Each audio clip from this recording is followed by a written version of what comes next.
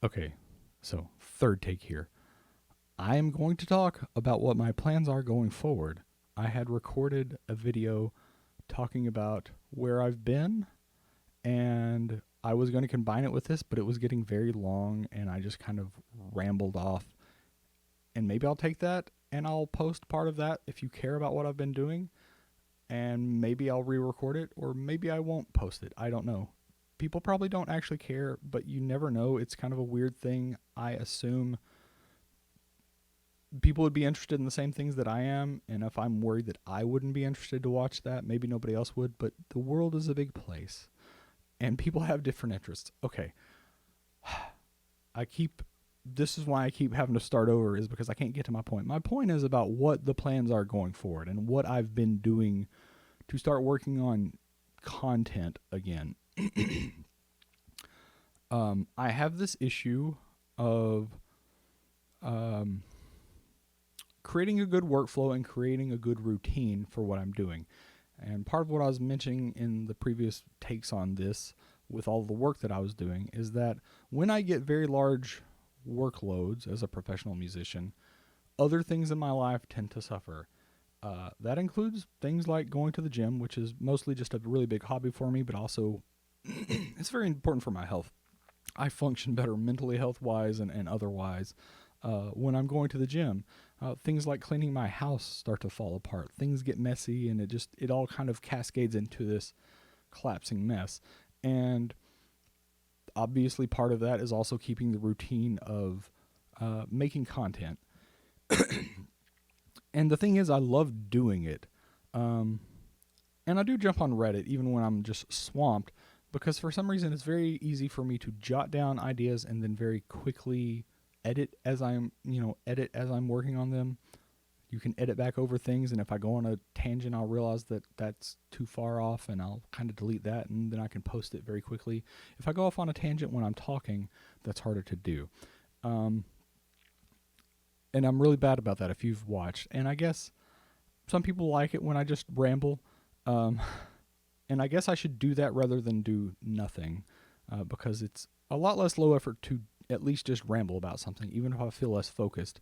But I guess I wish that I could create more of a catalog of more focused content, um, because I see so many of the same questions come up over and over, and it makes me want to have very focused, maybe slightly higher production value versions of answers to those questions, so that I can just post those as good resources immediately. Um, and that just becomes, it's kind of a problem like you would have with most working musicians, where it's like we're used to getting things up to a certain bar, and it's really hard to not want to put out better quality stuff. And so if you can't, you don't. And I think that's where I've started falling into a trap where I have a vision for what I want to do, but then I get swamped with work and I cannot follow through on that. And I don't want to phone it in. Um, anyway, I'll just have to think about that. Maybe I can get some feedback on that. People apparently didn't mind listening to me ramble, or at least some people don't. And so maybe I should do that, like I said, rather than not saying anything and in the background be working on slightly more polished content. Right now, I am trying to do that. It's creating that workflow that I can stick with, and I'm trying to find ways to make that work.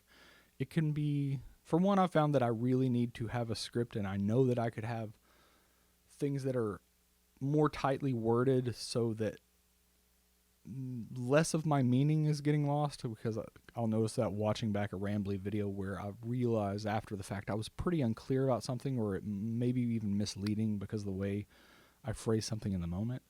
Um, so recently what I've been trying to do is take a walk, because it's cooling down and I can take a walk in the evening, and just talk to my phone and use the Google Voice type thing, and just put together something in Google Docs. And I've been working on a particular script for several days, almost a week now. The thing is, I have to just keep going in there and editing it at night. I'll take a walk for about an hour and just edit on that script. And what happens is those tangents happen, and the thing is, it's important information. Um, it is, because like everything's this web of connected stuff in music. They're all kind of related and interconnected. And I hate to pull them out, but I really need to get more succinct about certain topics. And so what I've been trying to do, what I really realized last night is I need, as that starts happening and I have these big tangents, I need to just sort of let them bud off into their own thing, and those need to become separate scripts. And so really what started as one script has turned into 5 scripts, or starts 4 scripts. But I'm still trying to really focus in on getting the one script really polished up and cutting off all the chaff, so that I can record something that's not an hour long and a crazy ramble, because I think that script had gotten up to 10 pages at some point, and it's just, yikes. It's too much. And, I get that there are some people who totally can and will watch that. But I also know there's a lot of people who won't, who would benefit from the information. So I am trying to get those things slightly more focused. So that's where I'm at in terms of work.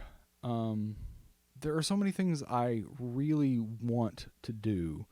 And it's just so hard because of the work that I do. It's frustrating to have the knowledge and almost uniquely have that knowledge because of the work I do. But then because of the work I do, I don't have as much time to collate that information into a way that I can help people with. And that's, it's frustrating. There's so many things where I see, I hate it when I have to say, man, there's just not enough resources for this thing or that thing. These are resources that I am capable of creating. I could, one of the ones is like sight reading material that falls kind of between that Hannah Smith level and like that next level. There's that gap in there that's really hard to fill, because you have these real simple like 5-finger pattern things or something, maybe constrained to an octave, but it's really hard to find the next set of high volume material that is just one step above that, not a huge step and a huge volume of it. And I'm capable, for people who don't know, nobody knows this actually. Virtually nobody knows this. My wife knows this. I, during COVID, was writing an ocarina method book, and I would say it was maybe 70 to 85 or 70 to 80% complete. It kept building up. I really wanted this comprehensive thing because there are no ocarina methods. There are less good. I'm trying to be charitable. I'm not a fan of any of the ocarina method books out there. I have looked at them and they frustrate me to no end. And so I wanted to solve that, and I did. I created some really good content, and because it's incomplete, I never released it. I thought about just slowly putting pieces of it out on Patreon, and not for patrons necessarily, just out there, because honestly, that's what I would prefer to do, is not lock anything behind a Patreon wall. Yeah, it'd be cool to get paid to make the material.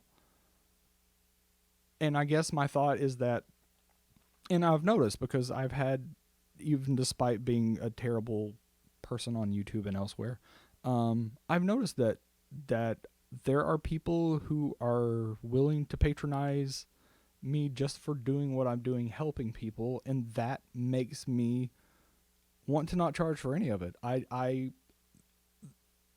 I'm not, inflation's rough now, but other than that, I'm not desperate for money to keep myself afloat or anything. But it's one of those things where, yeah, it definitely helps and it encourages me. It's just that it's hard to balance that with the actual day-to-day freelance musician work. But no, like my thing with the Ocarina book is like I don't know who cares, and I don't want people to feel like people are probably there because they're interested in piano stuff, and they're gonna be like, "What the fuck are you doing? What is this Ocarina book?" Because nobody's even aware of the Ocarina stuff. But no, like I play Ocarina well, and it's one of those things where I have applied my very analytical approach to those things to make a systematic way of approaching ocarina so that you can learn to play ocarina, because there are a lot of ocarina hobbyists who I think could get into it, but since I didn't finish it up, I never felt like I could just put it out there. And maybe I should just be releasing drafts. Other things that I'd be interested in. Obviously I said like sight reading books for piano. um, there's so many other resources for piano, like actual things, and people have seen my little stabs at making some of those things, and I would like to make those more cohesive. And I think what I need to do is just be putting out little bits here and there. I like sort of the accompaniment excerpt thing. I just feel like I need to find a better way to put that inside of. I think they need to be a lot of little self-contained things, but in my brain I can see them as part of a something that I can put end to end in an order, so that it's a progressive set of exercises that are sort of related, that are both helping you with improvisation, lead sheet reading, and just playing generally, reading generally. There's so many things that could just be incorporated for a more full-fledged, potentially like a method for contemporary pianists who want to be more round than to just go through the existing classical method books, people who want to potentially learn from a slightly different path.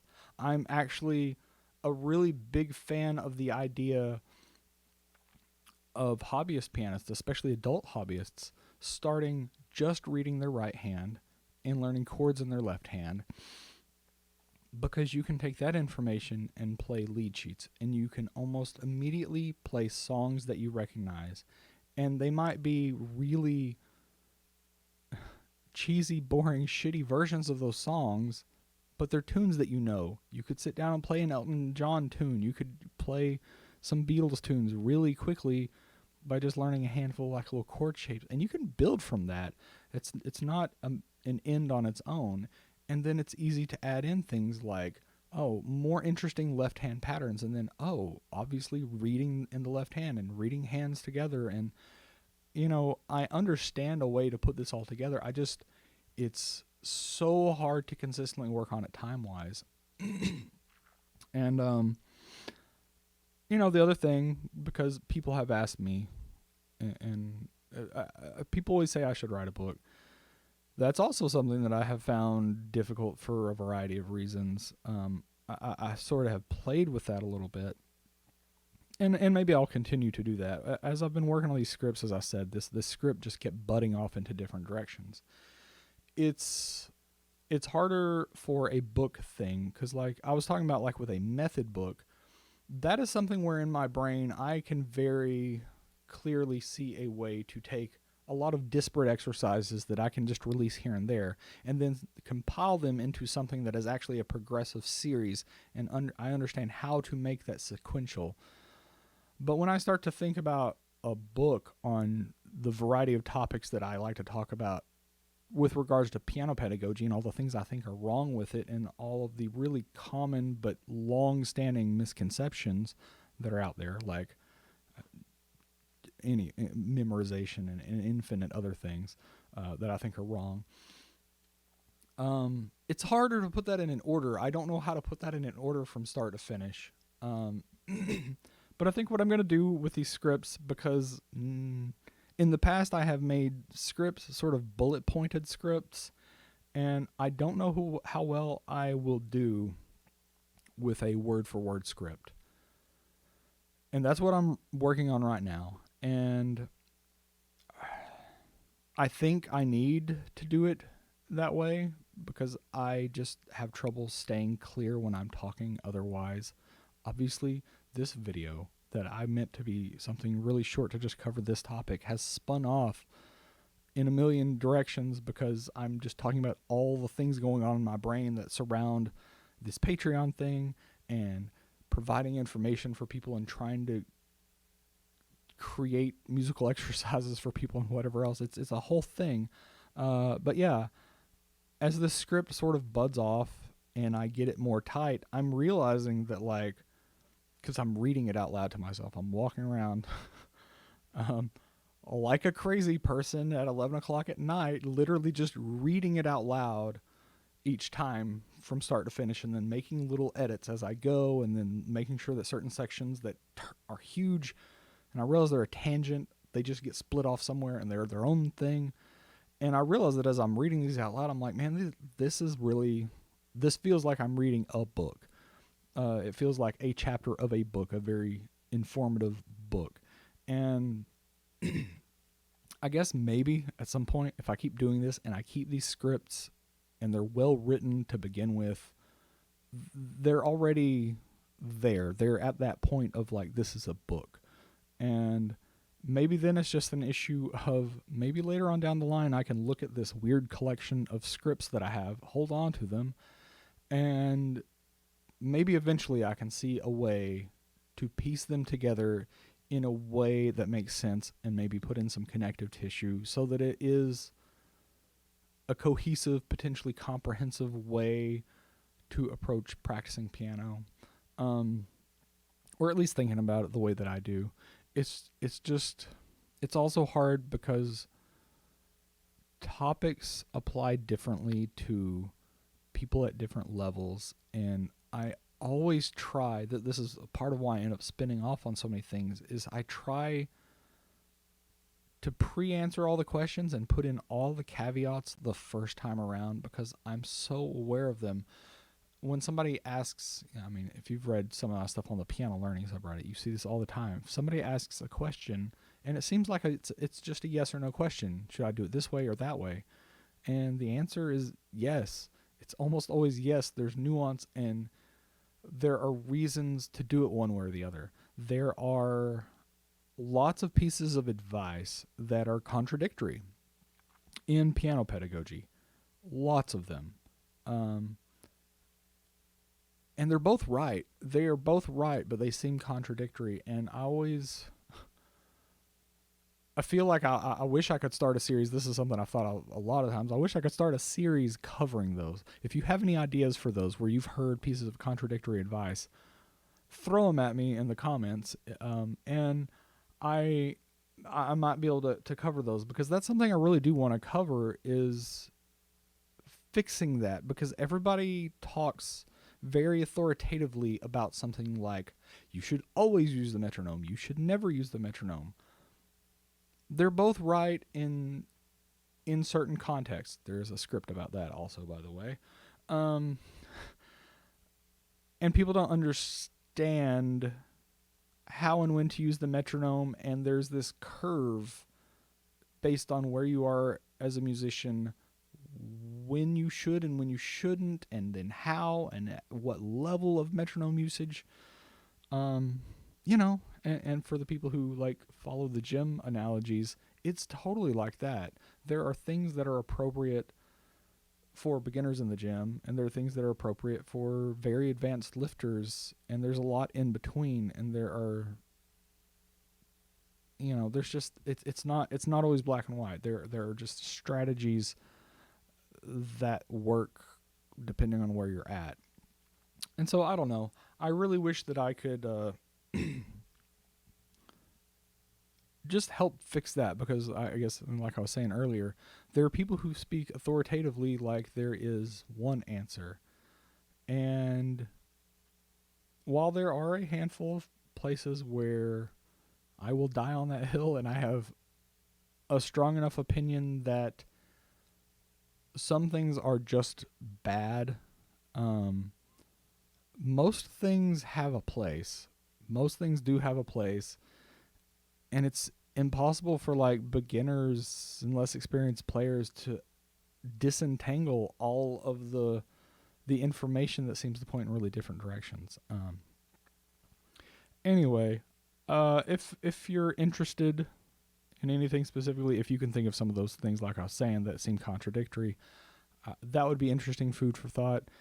Um, but realistically, it's not even that I am hurting for thoughts for content. I'm not. I post on Reddit and I immediately want to sit down and make videos about those posts and go into detail because there's so much to talk about. It's just an issue of time, and it's an issue of finding a way to do that. Because like if I'm going to do a good job with it, it's not a thing like Reddit where I can just post really quickly and it takes me less than 30 minutes to type 10,000 characters and fill up the the Reddit character limit. Um, it's harder to, for one, I can't just ramble in front of the camera. I could, but I'm bad at it. And it takes a long time. I've noticed, like with this script that I've been working on for a week, and I thought I'd be done in like 2 days, and I just realized, oh man, like every time I come back to it, I realize, ooh, I worded that super badly, and that could come across in be misconstrued, and or this is going. I don't need these fucking 7 paragraphs of something about something only ostensibly related to the topic. It's important, but like it's taking away from the message, and it's enough content that it should be its own separate piece of content. So yeah, I'm gonna have to figure out something to make that work. And I think maybe what would probably be good for me in theory is to set deadlines for myself, and I was doing that for a while, but the problem is those are relatively arbitrary deadlines and they can work for me, but my gigs are hard real life deadlines with extremely serious consequences. Right? So it's really easy to prioritize one over the other. So I don't know. I've just got to figure out how to strike that balance. Um, and I'm if it's not obvious, I've come to realize that the ADHD diagnosis I got when I was a kid is almost certainly like serious. I didn't take it seriously for a really long time when I was a kid because there's a whole thing. At the time that I got diagnosed, every kid under the sun was getting diagnosed, and there was a whole specific thing with my second grade teacher being kind of a shady lady who was specifically trying to get basically every kid in her class on Ritalin. It was kind of a scandalous thing in retrospect, but it was a different time. But so I dismissed it. My mom dismissed it. And I've worked through it. I found ways to work through it. And now I realize, like that's a real thing. And I think a lot of the strategies that I have, maybe why they resonate with people is because those people have ADHD. And so many of my piano practice strategies, with time management and things like that are honestly strategies I came up with to combat problems with my ADHD. I still, if I try to look at it from the outside, I still think they objectively work for pretty much anybody. But I don't know, it does make me question things sometimes. Anyway, I've been rambling for way too long, so I'm going to stop here and go get some other work done because I have 2 gigs coming up very quickly that I am not quite prepared for.